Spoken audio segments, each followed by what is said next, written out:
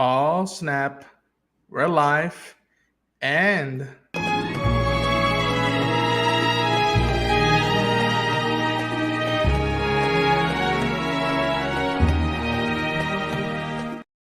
hello everyone, and welcome to the Syndicate, a Star Wars podcast. I'm your host, Ronan Unchained, and folks, we are going to talk today about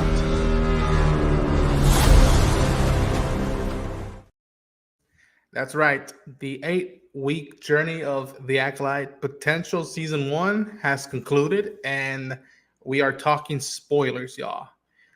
If you folks don't want to get spoiled by anything right now, you haven't seen anything, please go watch the series, go make your own decisions, experience it to the best of your abilities, and then come back, hang out with us so we can talk a little bit about what went down with a specific episode, and most likely we'll get into the season as a whole of how we felt the journey about it. So once again, spoilers are about.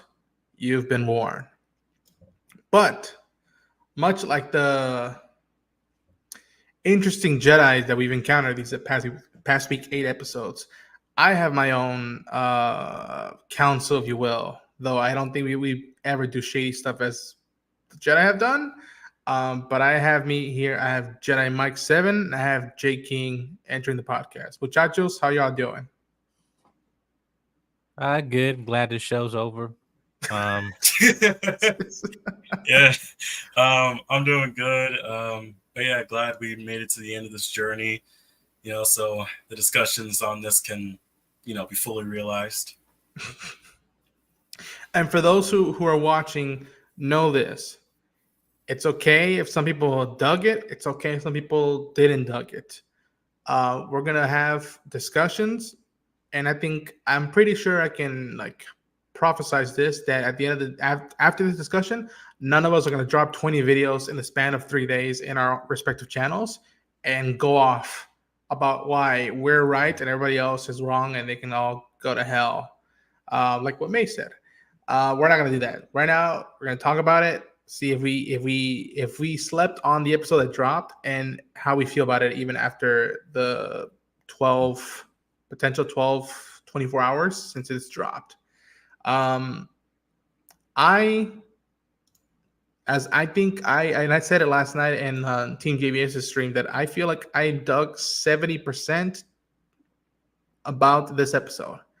I think that from the get go, we were like, all right, we're going forward. All right, Saul and May are having the chat. Osha is fully experiencing the dark side for the first time, as far as I know, and shit's gonna go down. I dug that we spared that fair amount of time between those two sides, and once again, this shows, in my opinion, it's delivered on the fighting. When it comes to sabers, this show brings it, and I appreciate the stunt coordinators, people who worked on the fight sequence and whatnot, and I like that Saul finally got it out. He finally told Osha what had gone down, and unfortunately, things didn't go the way he thought it would go, and like a lot of people predicted potentially. Yeah, up until that point, this episode had me on the way. I'm like, we're going, and it wasn't until the decision to switch stuff around and not remain hidden got me a little funky about it. And the ending, I dug. I was intrigued by it, but it felt very much like a dot dot dot. Tune in next time. Same Acolyte channel, same Acolyte time. And I like if a season of a show, keep the season as a whole and leave it at that. Um, and then leave a detail here and there that's not too in the foreground to tease that, oh, we actually going to come back, hopefully, and stay tuned, come back with us. That's where I'm at with this episode. Jenna Mike, J King, after having slept on it, after living what we experienced finally with this finale of this potential season one, how are each of you feeling now after almost 24 hours? You going, J.K.? Yeah, I had a feeling he was going to say that. So For me, again, having slept on it after having seen a few other people's reactions to this final episode, the stuff that was revealed, the fight scenes that have ensued, um, I think my stance pretty much stays the same as we had talked about it like almost 24 hours ago. Is that this finale definitely delivered on a lot of stuff that it had been promising, and it definitely closed out a lot of those stories, while also at the same time feeling like, well, hey, the story isn't technically over, so hey, if season 2 does happen, at least you got stuff to look forward to. Again, who knows if it does get confirmed? Maybe it'll get confirmed at Comic Con, maybe D23, maybe Celebration. Who knows? Who knows? I feel like if anything, like again, them leaving it open, the stuff that needed to be left open ended is the stuff that I saw being left open ended. But at least most of the stuff, like Soul getting to finally admit the truth to Osha, the fights, the revelation on who Quaimir's master is, and just an end, or at least a quote unquote end to the whole lies that those 4 Jedi were harboring after what they did on Brendog. I feel like that stuff, those stuff that needs being taken care of, got taken care of. And anything else is like, hey, if season 2 does happen, then that's immediately where we're going to pick up. And that's something to look forward to. Okay, I can kind of see that now. I mean, have things slept on it. What about you, Mike? Well, I would just say that it's been, a roller coaster. All mixed emotions. I've had, numb reactions and everything, and then I had a very exciting reactions. So it's like, honestly, yeah. I think my biggest thing, like I said, is that there are things in this show that was introduced that were interesting, and I think that I'll also give props to Lucasfilm for at least taking that risk. Obviously, something new is going to be given pushback and everything, but give it something original, whether because at this one hand we complain about some things just sticking to source material and being like a remake or rehash. Oh, this is like New Hope. Oh, this is like Empire. This is like Revenge of the Sith, whatever. But then it's like, oh, when we do something different, then it's like, oh, it's not like this. It's not like this. It's not like source material. It's not like what George Lucas, what he did. It's not like this. And then so we got pick or choose here, right? But I just think that, again, the biggest issue was how certain things were executed at the end. I felt really rushed as a finale and everything. But again, I felt with certain things, I wish it was in a different show or a movie. I wish this was a movie, to be honest with you. This should, yeah.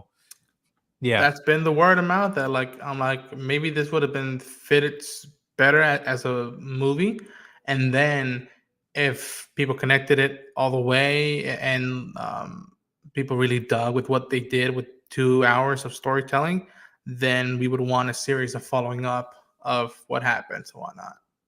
Yeah, I can also agree with that. I can also agree with that and saying, like, I feel like, because as I said before, it's like this, I didn't mind the story, but I feel like if they condensed it to like a 2 hour or so movie, I think a lot of people probably would have enjoyed the hell. I know a lot of people would have loved to have seen those fight scenes on the big screen. And then follow that into a series where it's like it leaves it open ended. It's like tune in for the Acolyte series, and then you got more viewership because people are waiting to see what happens next. So yeah. I to an extent, I agree with that as well. I think having seen the first 5 episodes, I'm like that could have easily have been 3 solid episodes, and then that still would have left us 5 more weeks of storytelling to be like, all right, the first half should be there's a mystery afoot, and also there's a potential threat to this connection that these twins and this master have.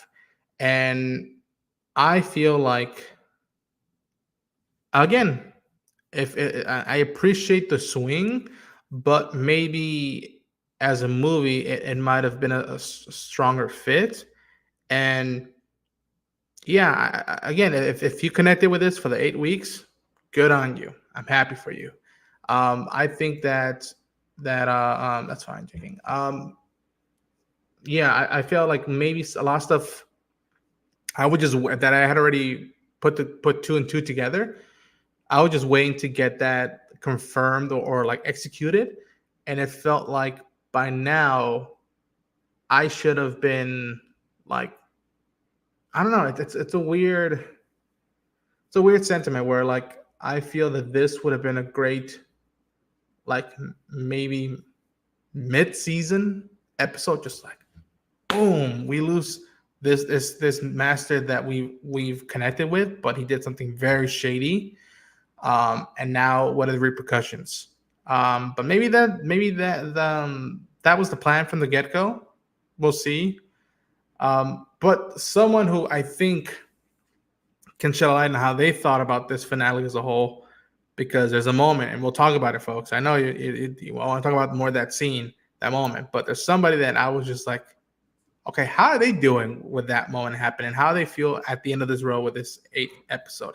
And that is Kyle Katarn. Amigo, how are you doing, my friend? Bro, man, I saw your video at work today. Listen, all of us had the same reaction. All of there. us. Mentally, I'm still there in that. It is cave on that insane. island right now, dude. Yeah, I exploded out of my chair. I had to like come back down afterwards.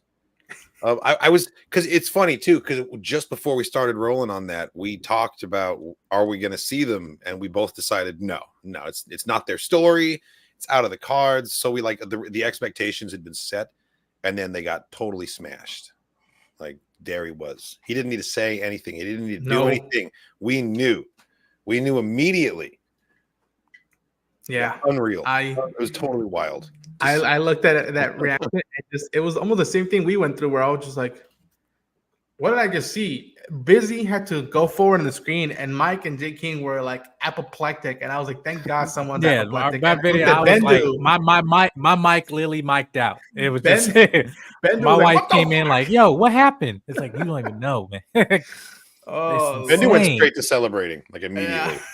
He didn't need a second of like, what am I looking at? I was kind of like, hold on, like my brain had to catch up to my eyes. Yes, but he was there. He was just like immediately there. Yeah, he was ready. Yeah, I had no clue. It was just like with that moment, it's almost like I admit I did check out moments of this show and everything, but it just was out like moments where I'm surprised, like episode 5. I'm like, hey, I'm in it. But I was like, all right, I don't know. They're already gonna do something in the finale and stuff. And then they did another thing because I'm a canon reader and I know my stuff. When you know, with the lightsaber bleeding, and I called it, and literally in the reaction, I'm like, "Hey, that'd be actually cool if they did that." But I was like, "Disney ain't that smart." Apparently, they are. They're learning. They brought the sabers and the crystals were like visible. That should have been the giveaway. The layup, yeah. It surprised me, but like looking back, like as soon as those crystals popped out, I should have known. Yeah, I felt that way about the Force choke too. Like looking back, it's so obvious. How do you kill a Jedi without a weapon? Yeah. Kicking myself for not calling that episodes ago. Right. And anyways, we'll go, folks. We'll get into that scene more because I think these fellas have more knowledge about it. I know who that guy is, but like Kyle, you recently just dropped the reaction. For those who haven't go see it, go watch it. I needed the energy because I'm like, that wasn't out of context. I was flipping out, right? That's a big deal. No, right? Yeah, we were all flipping out. I checked in. I was like, oh yeah, okay, cool, we're settled. Kyle, 8 weeks in, this is it. No mas for now. How are you feeling? Yeah, I've been sitting with it. I've been sitting with it overnight, and I honestly think that it stuck the landing. At least it did for me. I've been enjoying the ride along the way, but I've always had kind of an anxiety in the back of my head that like if they can't conclude it in a satisfying way, then all of these cool moments that came before it are going to kind of feel stained by disappointment of how it ended. And I got really nervous about that, but I'm really glad that wasn't the case. And there's definitely a lot of open doors. And I think that a season 2 is going to be pretty necessary at this point for that full satisfaction. And like, we've got to know what's happening with these characters now. But I like where we left it. I thought that we had some nice symmetry with, everything with Saul and the Brandok storyline. I think that like that chapter is definitively closed now. And I was kind of worried that like, how are we going to tie up all of these loose ends? I still have questions. I'm left with questions, and I'm left with things that I wanted to know that I still don't know. But that doesn't really bother me because finding out is like part of the fun, right? Yes. Don't need all the information necessarily. I just want it because I'm a nerd and I like being able to be like, oh, well, actually, that's a blah, blah, blah, Yeah. I think for me, it was like with this is like when I have like criticism on the show, I made an analogy about this, about, a chessboard, because I think the part where, people will have issues with it, obviously for other reasons, but like when they're talking about, like, for me, in my constructive criticism, there are good pieces in this show, like really, really good pieces in this show.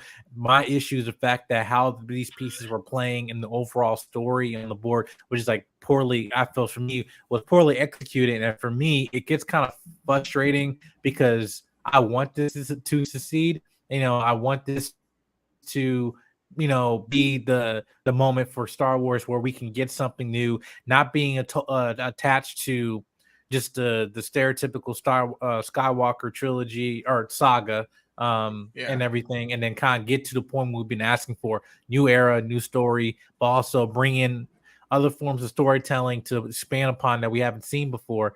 But I was really I felt like the glue was missing in terms of really execution. I think really the pacing, because the most interesting thing of the show really came at the end. Like, and I even said it, that I think that Disney really came in and took this show, what it was originally supposed to be, and kind of make it into something lighter, because I felt they did not want to go as dark as it could have been, which is why the darkest person of all of Star Wars is Lily hiding in the dark in this episode. Yeah, that's something. And they're like, no, you can't come to the light, not yet. The mouse won't let you. That's something that I think we even talked about with marketing. How that I still dig that first teaser. And it just like, it doesn't make sense. There's somebody killing Jedi and whatnot. And the marketing was pretty ingenious for this show. I agree with that. And I think that it kind of goes into what you're saying a little bit. I think that they wanted to tell a story darker than they could get away with. Yeah. But they also wanted to tell a story that really hinges on people not knowing what comes next. And because of like the nature of leaking and like how it all works, they kind of had no choice but to put all the meaty stuff in like the last part of the series, because the screeners that go out, they're going to cover the first 4 episodes. So now that stuff is vulnerable. It could get out there before the dramatic reveal happens. But like no one was able to know what was going to happen in episode 5, 6, 7, 8, because they were able to be like, they pushed him chronologically as far back as possible so that only people watching the show in real time would have access to that information. And it's kind of disappointing that has to be like a thing that you have to think about when you're making a show. You should be able to have the reveal in episode 2 if you want, but it's going to get out there before the launch, which is kind of disappointing. But I think that is a factor. I think that is kind of why it felt so like the pacing was a little off in that way. And like everything like supremely interesting really happened at the end. Mm-hmm. For me, like especially like the short run times and like also kind of played into that. And it kind of reminded me of reading some of the young adult Star Wars novels from back in the day, with like the really short chapters that all kind of had like abrupt endings. But the thing is, you never read one chapter you'd sit there and read like 3 or 4 chapters because they're like bite-sized. In a sitting, yeah. I think that's what this show is for. I think that 2 or 3 episodes in a row is like a banger of a time. But if you have to wait a week between like 30-minute segments, it's just not enough. It's the curse of Disney Plus. It's the curse because it's on the one hand, and they tried to do this with Echo, but unfortunately that didn't pay off. But like the era of binging of content and how you're shooting a show knowing that it's going to be binge on a consistent basis, instead of knowing, hey, wait, we're gonna pace this out even week by week. Right. But also really now the argument comes, well, about House of Dragons, what about Game of Thrones, all this stuff like that. Well, the problem, the issue with that is because HBO form of television storytelling is different from Disney's point of storytelling and television. And I think that it takes Star Wars out of this. Marvel has this issue. So for some shows like Percy Jackson still was pretty decent. I'm talking about like the 2 main IPs with Star Wars and Marvel. The fact that this form of Disney storytelling and television and pacing week by week, I feel is like it's almost coming predictable at this point of knowing, okay, maybe if it's like 8 episodes or 9, all right, then maybe the 4th or 5th episode can be the best one, and then maybe the 8 yeah, no, I mean, like that's what happened episodes, with HBO. That's what happened with Game of Thrones. You Yeah. always knew the battle episode Yeah. was going to be episode 8, and then 9 would be the big like Penultimate, wrap yeah. up every Yes. time. And it's in the roundtable. Like Leslie even talked about that a little bit. She said that one of the interviews was one of her influences was Mike Flanagan, who always kind of leaves like the big reveal in episode 5. Correct. And I think that kind of played true here as well with our Chimera reveal. You know, that was an episode 5 thing. Mhm. Part of the binge problem, because I think that these weekly releases actually it's a strong idea. I mean, it's been tried and true. That's how TV used to be back in the day. Yes. But we have an entire generation of audience members now that were raised on Netflix and the binge model, and that it creates this desire for like instant gratification.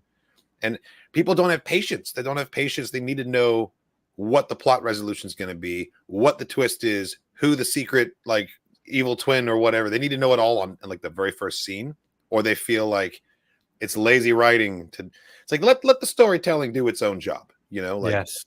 I don't know why people are, especially if it's a show you enjoy. I don't know why are you in such a rush for this whole thing to be over? You know, like people complaining about filler episodes, and that just means you get to spend one extra episode in this world. You know, yeah, or breathe. You know, yeah, exactly. like, Exactly. We're not in some. You know? It's not a race to the finish, and it shouldn't be necessarily. And to me, what's fascinating is that, and I think I talked to you both about it, that like it's the same similar thing that I have feeling with Book of Boba Fett, where I love the Tusken Raider stuff. I love it and whatnot. The tribes of Tatooine. The tribes of Tatooine, yeah, all that stuff. But, and you know, looking back at going into it, yeah, the dance and stuff. Looking back at it was all about like there's the underworld of the galaxy, and the whole time I kept hearing was Godfather, gangster, and whatnot. And we got it here and there, but it just it felt the funkiness felt there, and I think with Boba, the only time I felt the gangster element was when we were in that casino with lady Madame Gartha.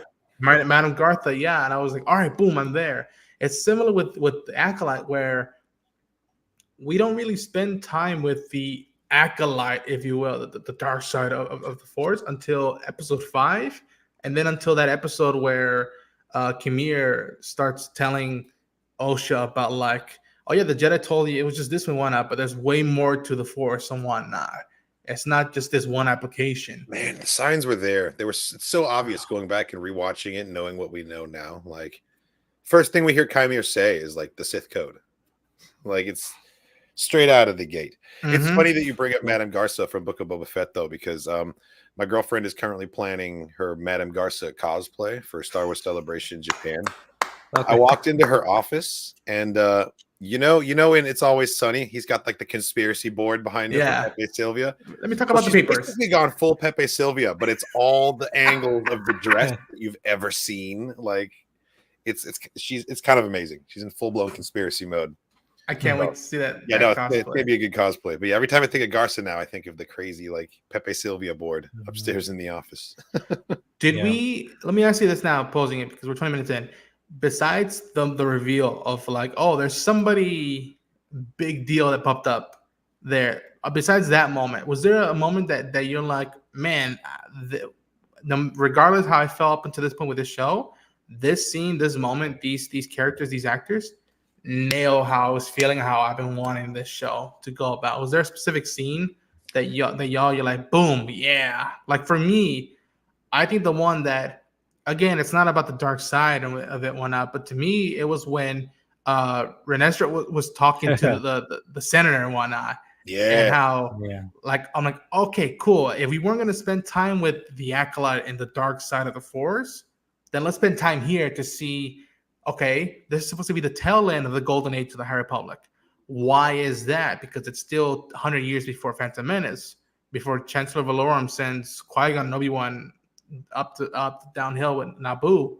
But I dug that, and again, we had heard that the actor, I keep forgetting his name, but he was John Jones in Supergirl. I was like, he was going to be in it. I'm like, okay, is he a dark side user? Is he going to be the master winner? And the fact that he's a senator that brought valid points of how he fears where the Jedi are going forward, And Yeah, it's like he's watched the movies or something. Like he's Right, exactly. Right. You calling know, them out like dead on target, every single thing that he said.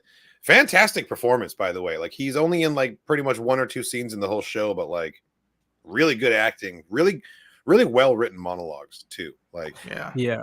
I think Vernestra's just being dirty. She's just like making dirty yes, moves yes. right now. Mm-hmm. what about y'all? Well, I felt like for me, because with that, especially with that Senate scene, because like I think the big thing we especially as the Star Wars fans, we're talking both sides out of our mouth about this. We playing about the politics, but then we like the politics talk of it in the world of Star Wars because it leads up to events that we know that are like iconic and everything. Well, how you get there is through the Senate and all that stuff. Like that's how we get there. But and to the points that they were making, again, I felt definitely the performances were good for that. I think again there should be more of a push and pull of authority when it comes to the Jedi and to the Senate, and that could have been more interesting in terms of showing that nature. Because we've seen this in Clone Wars all the time. And that's the part where I think when people get frustrated, like, even when it comes to like Rogue Jedi and all that stuff, we've seen all of that in Clone Wars. Like episodes of Jedi have just gone off rip, and then Anakin or somebody have to come in and be like, "Hey, yeah, we're taking." We have seen the this Pong before. Krells of the galaxy, right? And I just don't. I just feel like history repeats itself even within Star Wars. Yeah. So I think, and I think that's the point of what this was like.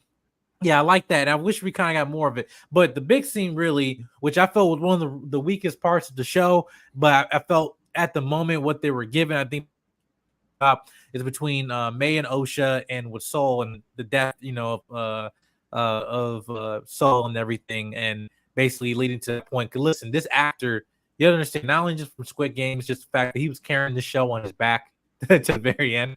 I felt that I really want to see him more in this industry. Just aside from main IP of Star Wars, hopefully Marvel or something, or whatever that can be, and something like I really want to see him, because I think again he gives in each role he given his 110%, but I think also a lot of humility with his performance as well, where it's like, hey, he's showing you range, he's showing you areas where it's like he's challenging his own self as an actor, not just the character. And I just got give him props for that. I think the actress that played May and Osha, listen, since Hunger Games, this girl, everything she is, she's great. She's great. She's in the industry, right? However, if this story really in Star Wars, I'm a sucker for, like, even over Republic, even in Legends, I'm a sucker for him. Jaina Solo, I eat up all day, right? But I just felt like when this show, they definitely missed the opportunity where the most important relationship they should have established, I felt really did not pay off for a lot of people in the audience, to a point where at the end you really didn't care about the relationship of these two girls. Now, for some people, probably, I'm just saying, I felt they could have done a better job of having more weight and impact on this, of making the sister storyline more significant but more powerful than it was executed. And it's not really about the actor's capability in terms of their performance. Really, it was just, I think, the writing of the story and how we got here. I felt there could have been an easier way for them to kill two birds with one stone, no pun intended with that, but to basically get the same impact that they want to get. And it's frustrating because there's good stuff in here, but I just wish they executed. And then Kymer watching. It's just like, again, I wish we established the rule of two. This show should have been called The Rule of Two, or let's get a movie, green light, The Rule of Two of Star Wars something, because that was the most attractive thing into this. And the seeing that on both avenues of a Sith wanting a apprentice or a pupil, but at the same time a Jedi who also wants a pupil as well, and seeing that the lust, or what you want to call it, the desire of having that, and seeing that from both the light side and the dark side in that perspective, I think that's very interesting. But I just want to see just where, if they can just expand upon that more, and kind of establish the rule that we've kind of known for the past 20 years almost, right? So yeah. but that's how I feel with that. Before we go with anybody else, I do want to say this, that regardless of how any of us feel about May and Osha, in my opinion, Amandla, they brought so much to the role with what they were given. And I said this to you guys as well last night, that like I was there. Sometimes you got me, sometimes you didn't, but I was there. And at no time I was bored. At no time I was like, I know you got it in there, and I'm with you to see what happens. And that's all I want to say about it. That like Amandla, she from the even her relationship with Pip at the beginning, I was just like, oh my gosh, she lost her family, but she's finding it in these people and these droids and whatnot. And I appreciate it from that perspective.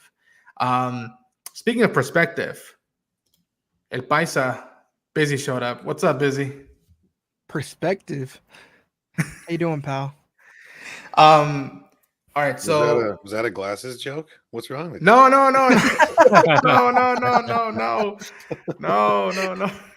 Every time I see Kyle's setup, I like this dude has a whole museum behind him, and I'm just extremely impressed. And don't encourage me, man. I mean, seriously, come on. I gotta add. Like, I mean, my wife got me hooked up with this. I'm trying to get to that level.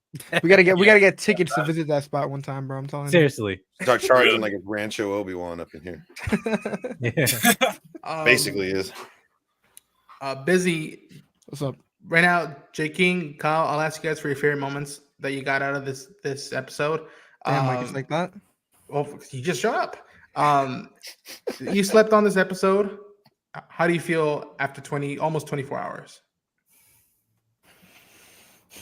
So the thing is, I've mentioned this in the past. Like, I love Star Wars, but it's just hard to make content sometimes because it's like, no matter if you feel positive or you feel negative about certain things, people are gonna come at your neck. And I feel like that 24 hours later. I mean, I dropped a video. It has like 600K right now. Yeah, I saw the comments are all over the place. They called it Sith, bro. They called it Sith. Bro, I'm telling you, they're calling us shills, all this crap, because we liked a couple fights, but we are open about our opinions. Like I'm not gonna sit here and act like my opinions have changed. There's 3 episodes that I truly enjoyed.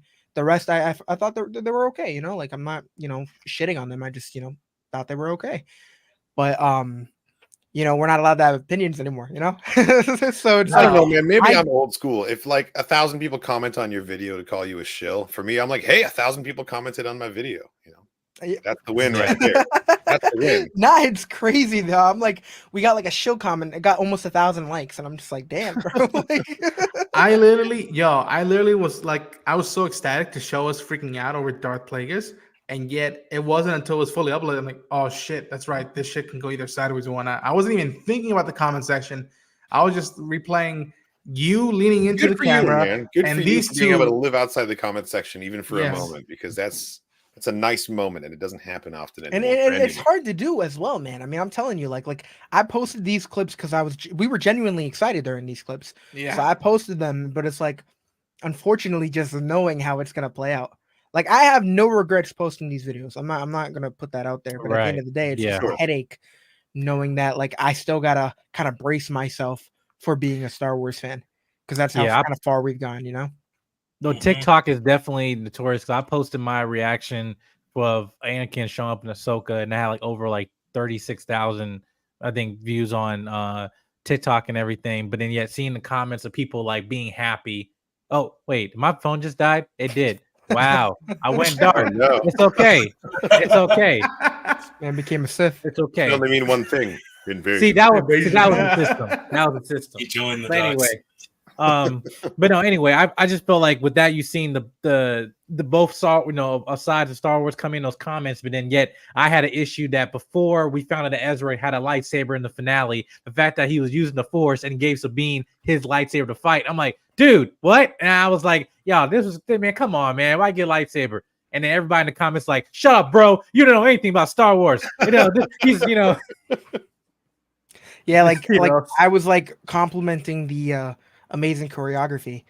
And like, oh wow, God look, forbid. they're enjoying like keys being dangled in front of them like children. I'm like, damn, bro, I can't get excited no more. God forbid that we dare mention that it felt like a kung fu sequence and how we were just like, I literally called it a Haidoke that so pulled on Khmer. And God forbid that we enjoyed a sequence in a show that some of us are mixed on one. God forbid we found something to enjoy out of taking the time of our days to watch something and be invested in this universe. And I really enjoyed episode 7 and 8. Like, I mean, like I enjoyed those more than I enjoyed most of the other episodes. Mm-hmm. So it's like I was just really hoping that, you know, it would receive positive reviews because I feel the show's just getting so much shit, dude. And and I'm not gonna say it's not all deserved, but at the end of the day, it's getting way too much. There's an exaggeration. Like people are just like they're just prepared to hate something before it comes out. And I think that's a big problem, dude. And it makes it harder to consume something, you know, because at the end of the day, as long as those people make money, it's going to continue to be a problem. You know? No, you're right. There's no incentive to start liking a thing if your money depends on you hating it. You know, and you're right about that. The show's never going to reach those people, but they have just as big of a platform, and they have their own followers. People have asked me for advice before. Is like, what's the biggest thing to keep in mind, like especially Star Wars YouTube, and I would say it's that. Every Star Wars fan has a really loud opinion, and not every Star Wars fan has a set of social skills, like famously so. So like everyone has something to contribute, but not everyone knows how to express that and how to weigh in, and like calling you a shill is all they've got because they don't know how to form an articulate, like, let's talk about what I liked about it and what you didn't like. Like that's just not a social skill that they have. No one knows how to yell about arguments. things. Yeah. And like that's not you. That's them. That's them 100% of the time. And like once you make that realization, like I don't know, you can call me a shill till you're blue in the face. It does not affect me in any way because I know what I'm about. That just is telling me that you don't know. My boy over here is one of the most. Someone else has an opinion, you know, the most positive Star Wars content creator out there. That's crazy. I mean, like since we're through Mandalorian, like I can only say about a handful of content creators, like reactions wise, and yeah, Busy's one of them too. Like he's even doing like WandaVision times, you know, like I was doing reactions and stuff. And like, listen, me and JK were there, like we were both reacting to this, and like, but yeah, we can still have a basis of opinion of discourse going back and forth, but yet knowing that so Obi-Wan could be, you know. It can be whatever for people and stuff, the execution, whatever. But at the same time, I interviewed Moses Ingram Wednesday, right? And Natalie Portman, awesome. And stuff. And I was like, and I really want to get into Star Wars, but I couldn't. But it's like, it's just the fact, I just want to give her that acknowledgement. Hey, listen, I appreciate you just taking this project because now in the industry is now being built up to a point as a risk for creators and artists to even just take this. And it's a shame because like I built my whole my public persona on Star Wars. That's my name. That's what, you know, that's what I'm in press. It's on my business cards and stuff when I'm at these conventions and everything. But like it is, and I'm not going to say that I'm not proud of having it, but it is kind of more difficult to hold that property under your persona because you love it so much because it's part of your DNA growing up. But at the same time, it's like it's now been evolved into this type of entity that's not real anymore. Yeah. There's some fandoms, and Star Wars is definitely like the biggest one where like if you tell people, oh yeah, I'm in this fandom, they look at you like you've seen combat. You know what I mean? And like Star Wars is every little, they're like, oh, you're a Star Wars fan? Like you participate in the Star My Wars hero's up there too. Like, they look at you, you know? Like, yeah, my hero's up there too. Mike, I know you got to go. You got talk about a busy man. This guy's schedule now. This fool's going places, covering a ton of stuff. Big dog here. Mike, hermano, as always, I thank you for taking the time to again talk about a galaxy far, far away, regardless how we feel about the shows and how we can still just go to the bar later and be like, all right.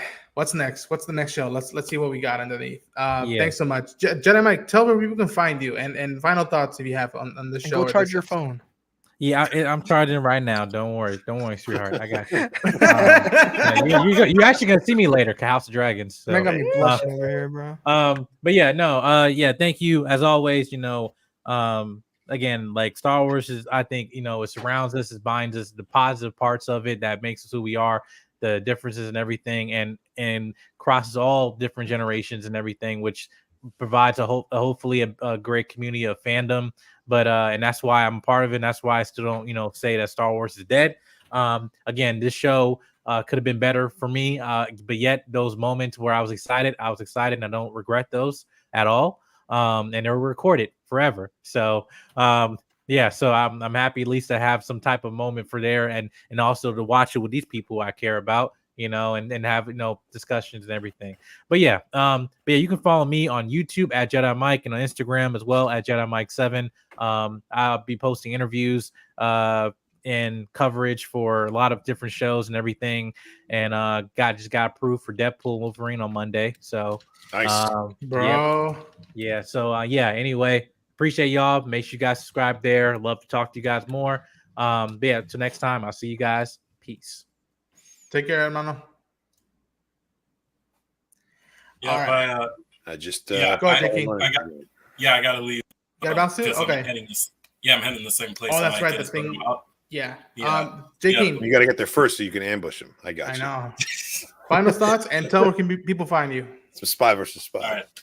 But yeah, final thoughts and just saying this whole thing is like, and we've talked about it, but it's just, as you said, it's so difficult being a fan of these fandoms, not just with Star Wars, but other fandoms as well. And the only thing I can say is that it's okay to have a discussion about this. Yes. We're not ever saying we can't go back and forth when it comes to this stuff. It's just when you get to a certain point of being like, no, you're wrong, shut up, that it isn't even a discussion. You're basically just trying to force someone into your own opinion instead of just having a civil conversation about, because it's okay to like something and it's okay to not like something. And it's okay to discuss the reasons why and why not. But there's a certain point where it gets a little too far that we just don't go to. But I will say at the end of the day, in terms of Acolytes, I had fun with the show. Same thing, when there were moments that got me hyped, they got me hyped. And there are some moments that I feel like could have been changed. But overall, I don't feel like my time was wasted. Wherever the story of the Acolyte goes next, I will be there to see where it goes. Whatever next Star Wars project we got, I will be there to see it or play it or whatever the heck they're going to do. So it's okay to be a fan, guys. Like, it's okay to be a fan and not have to get political about it. Yeah. 100%. Seriously. 100%. J-King, hermano, I'll bug y'all later. Have fun with what you're doing, because that's... Anyway, I'm not going to say what you got to do. Anyways, go have fun. We'll definitely talk Star Wars again. Have my word. All right. See you guys. See you, bro. All right. Kyle, besides the guy with the fingers, what was your favorite scene or moment? Or was that it? Maybe it was that. I mean, so yeah. To answer your original question, like, I don't think there was really like a watershed moment in the finale where I was like, finally, this is what I've been waiting for. Because like the things that I've wanted out of it, I feel like I've been getting those pretty consistently. Mm-hmm. But there was a moment in the finale where I was like, yeah, like this is as good as it's gonna get in terms of this, and that was the art direction and just the production design in general. Like, setting the story aside for a second and setting the writing aside for a second, the costumes were phenomenal. The sets I thought were really, really, really cool and like clever, the way they visually set the High Republic apart and make it distinct from the time periods that we've seen before. Like the Senate chamber building where Vernestra met with the Senator Ravencourt and then later with the Chancellor. It was such a cool building. It had like these stained glass panels with all these different like interesting color choices, and like there were purples and blues and greens in the walls. Like, when you think back to the prequel era Jedi Temple, like it's so like bland and just kind of drab and beige, and it really felt like it leapt to life in a different way in this era, and that was really cool to see. Same with the ships, the technology, like the way the blaster is like a portable physical cannon. It's not just like a setting you could put on a regular blaster yet for stun. Mm-hmm. The ship having to like have detached the second half so it could like break orbit and go down to planets, kind of like the precursor to a hyperspace ring. Just getting to see little moments like that, I think, was really my favorite thing. Like, yeah, my favorite thing, I guess, isn't even a story moment. It's just like marveling at the design, getting to see the cool vistas. The fact that Chimere's ship when it's parked on the island is a miniature. Like, I didn't realize that till after I saw the episode, but like that's so cool. That's so cool that we're shooting miniatures in 2024 for our Star Wars. Like that's my main takeaway from this project. I think in general, honestly, is just the production was cool. All right. I remember. I think the first episode, I'm like, yeah, this feels like its own thing, but I'm seeing where Phantom Menace is gonna show up later, and yet it's and again it has to do with the High Republic. It's the last hurrah of peace times until we get to Palpatine doing his thing. And even again something as silly, ridiculous, but I dug it was the robots with the chair. How they're I was like, all right, cool. And how there was the spacesuits were very 50s, 60s, whatnot. Again, you had read the books. It was very eye-opening to see white Jedi robes and the full regalia, and how you start seeing the brown wardrobes and whatnot. You're like, oh, okay, this is where. All right, cool. Slowly moving in that direction. Yeah, because back in the olden days, you wear your temple robes, which are the white ones, and then you wear the brown ones when you go on missions, and like eventually, like it becomes so constant that everyone's just in mission robes all the time. Yeah. So there's someone wearing robes in this episode that I still can't believe. I still can't believe they put this motherfucker on it. Y'all, look at that. Look at that. It is one of the I wish for anybody who sees this later on, the people you see in this roundtable and the people who you've seen in these reactions, those was one of the moments that I just wanted to just leap over a country or even just states and virtually go to Kyle or go to Bendy or go to Luis Julie and just go a high five, be like, yo, legit. That's the guy. That's there's a book. And the meme that's him. That's an airport high five scenario for sure. And I just love how much people were in disbelief. They're like, "Is that Plagueis?" And how all right, it was a quick in and out, and now it's like, well, will that be followed up? Yeah, no information whatsoever. We just see him and then he's gone. Yeah, and I for one love the fact that he's being like super creepy and dramatic about it. For no reason. There's no one there to see him doing it. Like he's not like he's just being creepy because he wants to be creepy. And like I love that as a character detail, like from everything that we know of this guy. I see in my mind, it was for some reason I just had them as a package deal. I think because I was thinking of the timeline, but I was thinking Plagueis and Tenebris together or not at all. But I guess we're close enough now to Phantom Menace that it would make a lot more sense that it's just Plagueis. And the events of the novel took place before the Acolyte, and not after, because I think that is the way that I can reconcile him being there. I thought it looked great. I thought because I've thought about Sith Moon in my head a few times and like try to think of like what they could do to make it like look badass or at least not look silly. But like I think the approach they took really worked. You're instantly curious.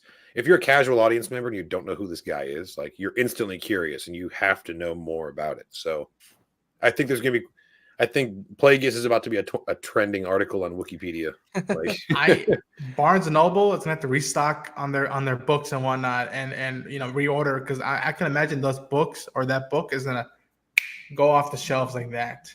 I told you this, but like one of the joys of the past 24 hours was hearing Mike swear off a storm and just seeing you and just denial. He's like, "No, I refuse to believe that's it." Nah, the screen was so dark too. I'm like, "Nah, I'm tripping, bro. There's no way."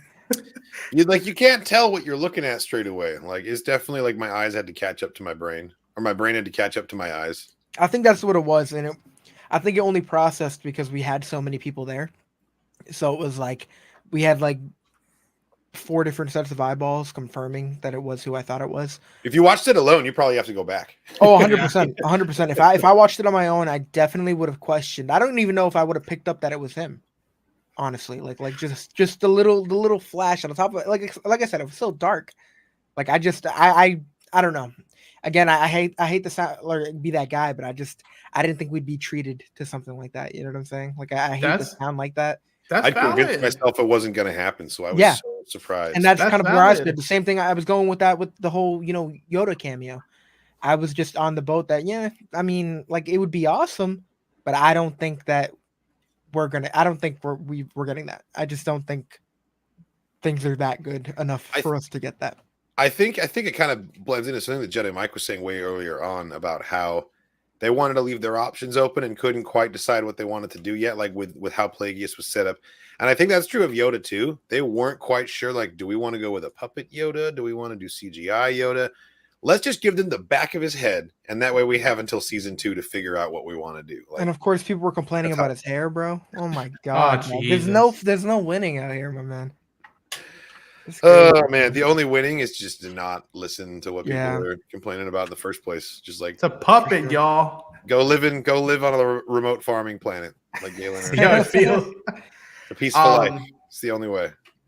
So, Kyle, you know more about Plagueis than I do, and Busy, you probably do. So, his master, Tenebris. So, by that point, he and Plagueis were together. He was training and whatnot. At some point, they break off, and then Plagueis hooks up with Palpatine, and then that's all she wrote. Yes. Do you think this is a good? Yeah. Well, let me ask you this: the show's over. Sure. You got to talk to Leslie.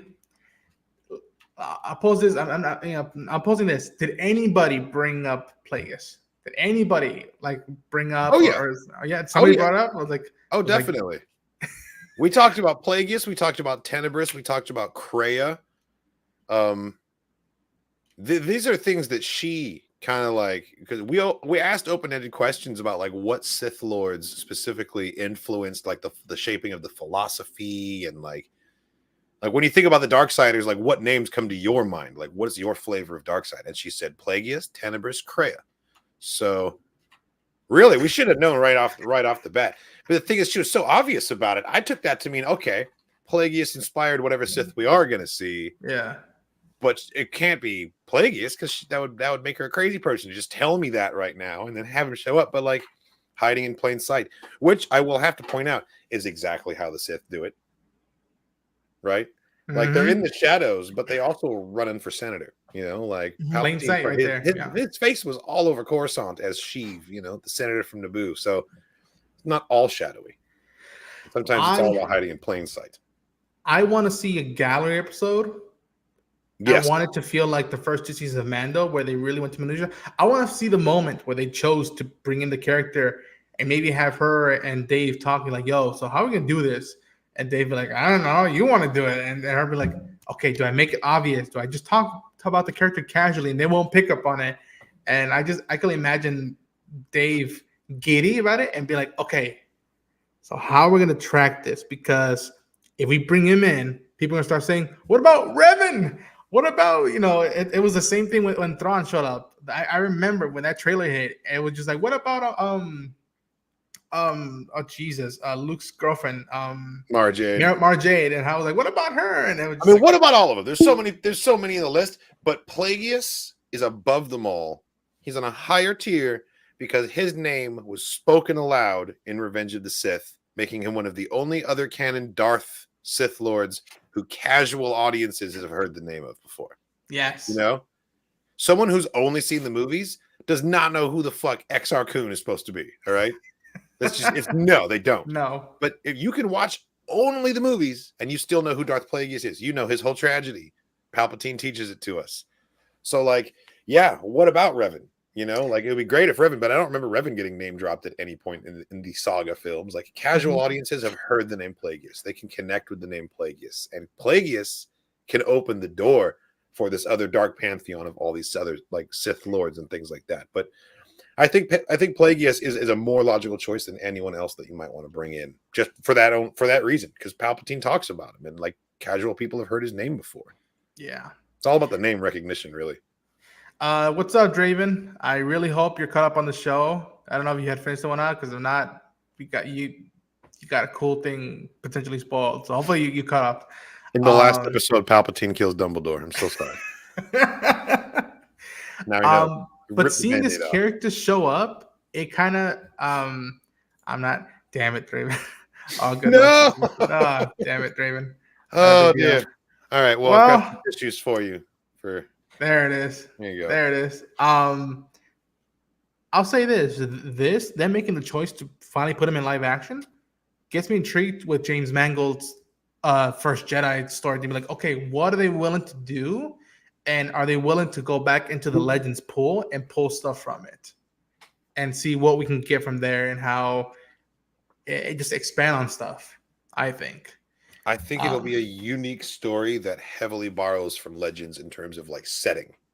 Yes, because that seems to be the game plan for Disney. Like they definitely try to pay tribute to Legends material wherever they can, but they want to be able to, just as a corporation, Disney wants to be able to stand back and be like, we made this. You know, George made that, but we made this. Mm-hmm. Yeah. And I think that philosophy is really evidenced by how they have their studio set up, because the studio that I got to tour was the Burbank office. That's not open to the public. The one that is publicly open for tours is the San Francisco office. Upstate. Yeah. And it's full of artifacts and film and screen used props from George's films, right? The prequels and the originals. When you walk through the lobby of the Burbank offices, it's all Disney produced things. All right. We've got Rogue One artifacts in there. We've got things from the TV shows. We've got things from the sequel trilogy. And there's some really, really cool stuff in there, but it's all from things that Disney made. And that I think really like underscores the philosophy here, is that Disney wants to build on it without needing to take it with them necessarily. Like they want to be able to say, like, in the entirety of what you're looking at was conceived of by Disney's Lucasfilm, you know? Yeah, this era of it. Exactly. I have one question, because you read the books. How did you feel about Vernestra? Like about how the path she went? Because I was again, people predicted, oh my gosh, Chimera is her pupil, her Padawan, ex-Padawan. The markings, match that of a whip, if you will. I'm interested to see if we do get a scene 2 where that goes, because I like the character. I don't love the character, but it's that scenario where I'm like, oh, but I know a lot of my friends read the books and they have a deeper connection with the character, and they've been with the character since she was a kid. How are they taking this all in? Because I think it's something. I think that it's in her character to like act outside the rules. You know, like the whole cover up thing. It's like, oh man, she's really doing Saul dirty. But it doesn't throw me that Vernestra's the one doing this. Like she's like a child prodigy, super talented in the Force. She's 118 years old, first of all, so she's been around and she's done a lot. And that is plenty of time to become very like jaded and kind of cynical. Like imagine being like a night shift manager at a Wendy's for like 80 years. Like just think about what that would do, like what that toll that would take on you emotionally and psychologically. That's her, right? She's in a middle management position in the Jedi Order, right? She doesn't get to make anything happen. She just gets to tell other people what to do and then have them ignore her, like what happened with Saul. So like that makes sense to me. There were people that were speculating that Vernestra was going to be the secret Sith master. That is hysterical. I find that so funny. If you have read enough of the books and you know enough about her character, you know that is so far off the table. It's not even in the building, right? It's such a ridiculous concept. This is what I thought. I have friends who also read the books that are like, are you sure? Like, I could see it happening. I do not see what they're seeing. I cannot see what they're seeing. Like Vernestra, dark? Never. Maybe a little shady. Maybe getting her hands dirty. Maybe throwing Saul under the bus. Sure. But that's a far cry from being a secret red blade wielding Sith Lord. Like, not my Vernestra. No way. I thought the characterization was cool, and it's very much a grown-up version of who we've seen, because we've last seen like a bubbly young adult, full of optimism, full of excitement, trying to go on adventures and explore the galaxy. And now she's just done. She's just done with everything. She seems over all of it. And I'm fascinated with how she got there. And it really reminds me of some of the criticisms that Ashley Eckstein turning into Rosario Dawson, like that transition, a lot of people said that live action Ahsoka didn't act enough like Clone Wars Ahsoka. And it's like, well, that's because that was decades ago. And she's not a child anymore. And she's, she's been shaped by all these experiences. And I think the same thing is true of Vernestra. When you read the books, you get a Vernestra that's closer to Clone Wars Ahsoka. But in the show here, she's very, very much stoic and kind of reserved. I thought it was a good portrayal. That's why one of my biggest takeaways was like, I wonder how the book community is feeling like that. Brent, how you doing, my friend? It's all good. Don't worry about it. Shit happens. That's part of the game. We'll make it work next time to talk more Star Wars about it. Yes, Ronin with one eye. Okay, cool. That was a big thing that I had for the character and whatnot. Me too. Right now, we're gonna wrap things soon because the next 9 days will be chaotic, and it starts today, more or less. But it was a fascinating journey with the show. Regardless whether I'm still mixed whether I want a season 2 or not. But I do want this. I want to spend more time in this era. I think there's something, and I think it'll help with the James Mangold movie, that once we spend more time here in the High Republic, we're going to want more back. Okay, how did it first start? How did this shit go this way to the point when a senator is calling out the Jedi, and how these dark side users are making a comeback? I want to see how that goes out. So I want to, hopefully, depending on how stuff goes forward, would like to spend more time in the High Republic. And I think once stuff settles that I'm covering, I might give the books a check out, and I'm probably gonna bug the hell out of you guys to point me in the right direction about that stuff. Man. I actually have a bunch of them sitting right here. The one you want to start with is The Light of the Jedi by Charles Soule, right here. And Charles Soule. Whew, Charles Soule knows what he's doing, man. That man knows how to write some Star Wars. I'll tell you that. I'm a fan of his stuff. Definitely. Wolf Cypher, let's see. The show to me is bad, very bad. I'm not usually a negativity person, but the show is awful. I like the few characters and I love the fighting. The Plague appearance is cool, but I don't trust Lassie. To each their own.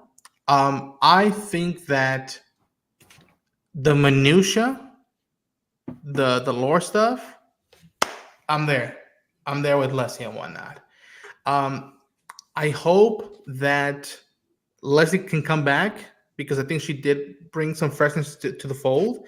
But I feel like there's how did my theater professor said, there's always opportunity for improvement. There's always room to maybe shift things around, and maybe not lay stuff out too forward and just keep it in one solid episode. They'd be like, boom, you got everything you need to know. Now, I think if we got a season 2, it wouldn't be the same anyway, because season 1 was kind of the mystery, and now we have a lot of those answers. So I don't think we would be getting like another mystery.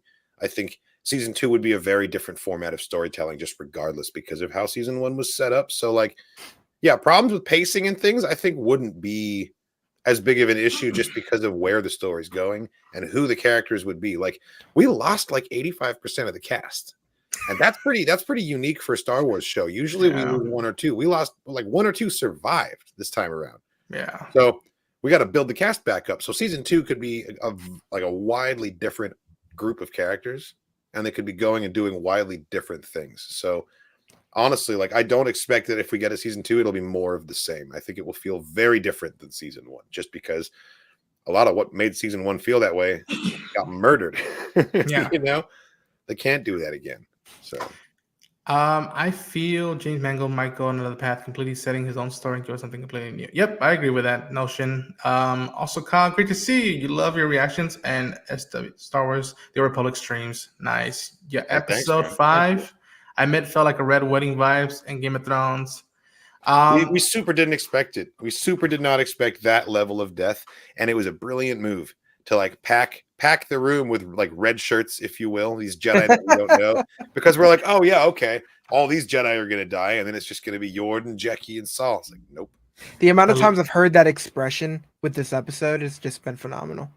I've heard it so many times. Brown cloaks, I guess we could call them that. Yeah, I love the Lannisters, the gold cloaks. The Sith say send their regards, whatnot. Jackie getting Shank. I'm never gonna get over that.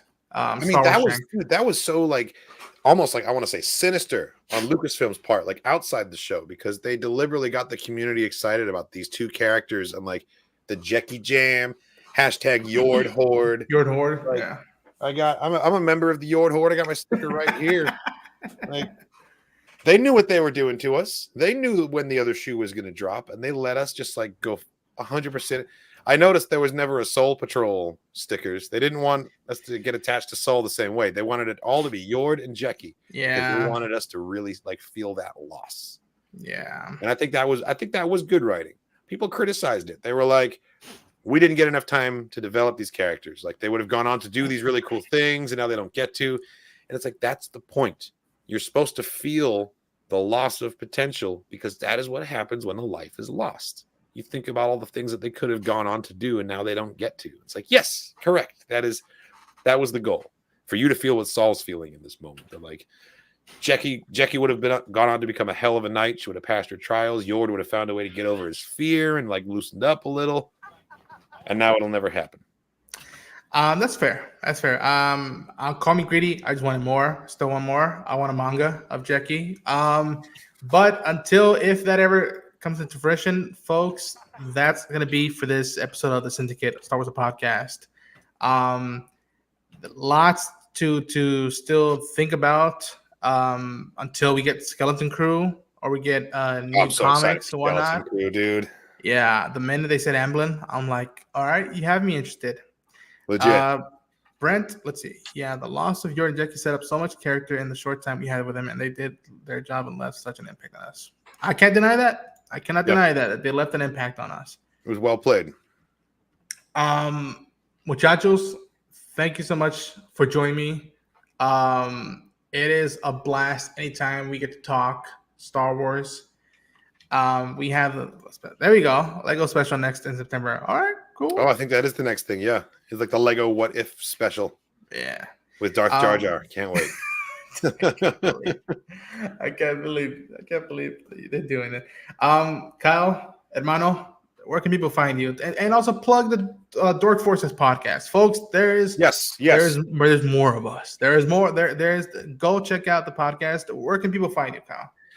I am Kyle Katarn. I am at Kyle Katarn with a 1 for the L, as you see down here on the bottom. There it is. You can find me on Instagram, Twitter, YouTube, Twitch, pretty much all the social media sites. I'm always posting, my Star Wars takes. I've got reactions to all the Star Wars content that's ever been made over on my YouTube channel. I stream the comics every week that they come out, and multiplayer stuff for Star Wars The Old Republic over on Twitch. And I'm also the host of the Dork Forces podcast, where every week we get together and we just sort of chat, me and my co-host, about whatever's going on in the world of Star Wars and Star Wars fandom at the time. And we have a very special show called Gonk of the Week, where we rate and review local Gonk droid builds from fans around the world. It's a lot of fun. Definitely come and check it out if you want. Here. Busy. I'm glad that one of the joys that came out of this show was that I got to watch it with you and see the roller coaster that we all went on. And thanks for letting me bug you every day and be like, yo, we're talking this shit or not? Where can people find you, man? Busy Brun everywhere. I do gotta go so I can finish editing, so y'all can find me dropping my Cobra Kai reactions, my boys finale reaction. Stay tuned. And I'm going to be going live talking about Cobra Kai on Friday, and a lot more Star Wars content, TikToks, all that crap. So be ready, stay tuned, and catch me on Ronan's channel. Ciao. Nice hanging with you, Kyle and Ronan, as always. Thanks for having me. Always a pleasure, amigo. Folks, I'll say this, that this franchise ain't going nowhere anytime soon. And if it starts thinking that way, I think me, Kyle, and other Star Wars people will unite and be like, no, we're not. It's too rich. It's too young, in my opinion, to let it go. It's going to stay strong moving forward, in my opinion. I don't think we have anything to worry about. Same. I don't think Star Wars is this fragile thing that needs us to protect it. Same. I don't think that you can break canon as easily as these people think that it's like this delicate thing. It's like, no, Star Wars is bigger than us. It's more powerful than us, and it will probably be here long after we're gone. It's the Force. I'm not too worried about that. You know, I'm just here to have a good time and enjoy my own personal connection to Star Wars. And Star Wars doesn't need us out here being white knights. You know, doesn't need to be a thing. I agree. Fine. I agree. To everybody out there, I hope y'all had a fun blast. This show, this channel, it's gonna keep going forward with the next big thing. And best believe this is not the last time you've seen these folks in this show. And the more this channel grows, the more people can be in it, and the more fun it's gonna get. It's only gonna get more funner. But until then, may the Force be with y'all, and this is the way.